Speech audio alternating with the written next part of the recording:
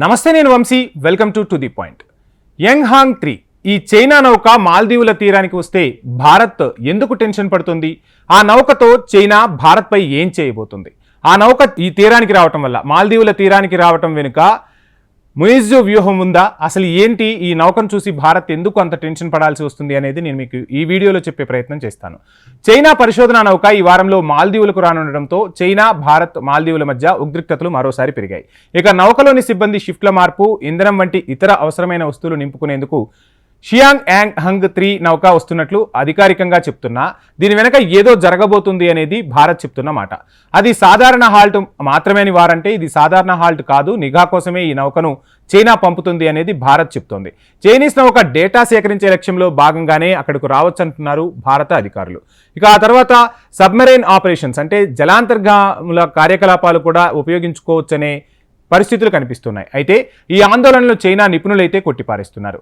Chinese నౌకలు హిందూ మహాసముద్రంలో పరిశోధనలు నిర్వహిస్తుంటాయి.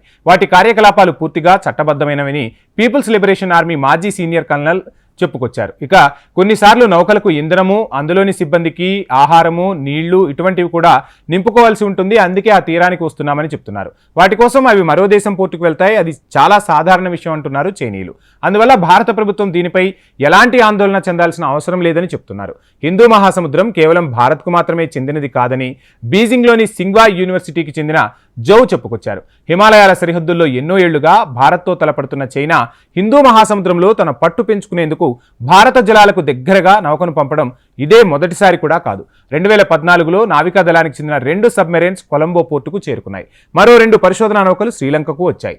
దక్షిణ భారతదేశానికి సమీపంలో ఉండే శ్రీలంకకు చైనా సబ్మెరైన్స్, పరిశోధనా నౌకలు రావడం భారత సంతృప్తికి కారణమవుతుంది. $1 బిలియన్ రుణాలుగా ఇవ్వడం ద్వారా చైనా నుంచి శ్రీలంకకు రాకపోకలు చాలా వరకు పెరిగాయి. ఒక రకంగా ఆ రుణాలిచ్చిందే ఈ పోర్టులను స్వాధీనం చేసుకోవడం కోసం చైనా. ఆ తర్వాత శ్రీలంకలో పరిణామాలు ఎలా జరిగాయి, శ్రీలంక నుంచి మాజీ అధ్యక్షుడు రాజపక్సే కుటుంబం ఎలా తరలిపోయింది, ఇవన్నీ విషయాలు కూడా ప్రపంచానికి తెలుసు.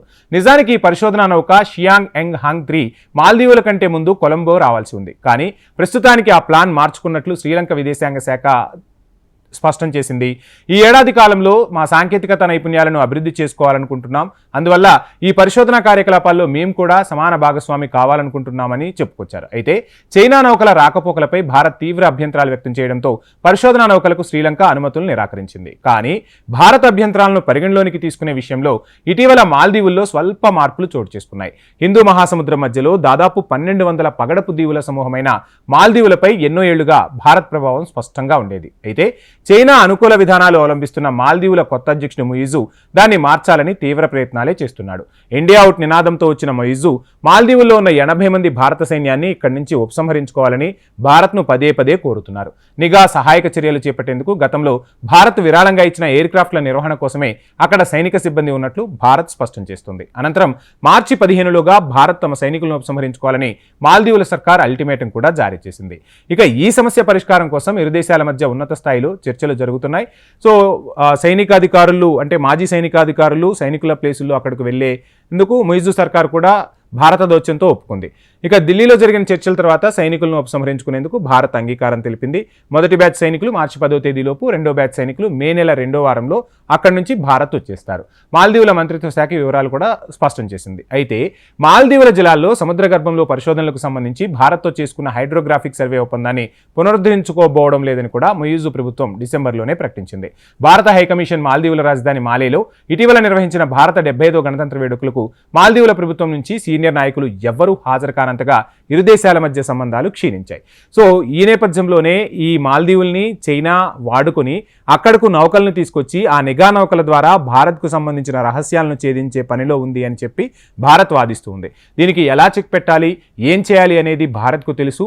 చైనా నౌకలు భారత్ ఇన్ఫర్మేషన్ను తీసుకువెళ్లకుండా భారత రక్షణ దళాలు పూర్తిగా సంసిద్ధతతో ఉన్నాయి. ఇప్పుడు మాల్దీవుల్లో కూడా మన సైన్యాన్ని ఉపయోగించడానికి, మాల్దీవులకు సహాయం చేయడానికి, మాల్దీవుల్లో భారత సైన్యము కార్యకలాపాలు నిర్వహించడానికి ప్రధాన కారణం కూడా చైనా అక్కడికి వచ్చి మన నిఘా వ్యవస్థను అంచనా వేసి నిఘాకు సంబంధించిన విలువైన సమాచారాన్ని సేకరిస్తుందనే ఒకే ఒక్క కారణంతో అటు మాల్దీవులైనా ఇటు శ్రీలంకనైనా భారత్ కాపాడుకొని రావాల్సిన పరిస్థితులు కనిపిస్తూ ఉన్నాయి. సో మొత్తంగా ఈ నౌక ఏం చేస్తుంది, అక్కడికి వచ్చేది నిజంగా ఆహారము లేదంటే నౌకకు కావాల్సిన సామాగ్రి కోసమా, లేదు భారత్పై నిఘా పెంచేందుకా అనేది మరికొద్ది రోజుల్లోనే తేలనుంది. ఇది వాల్టి to the point. Please subscribe HM TV.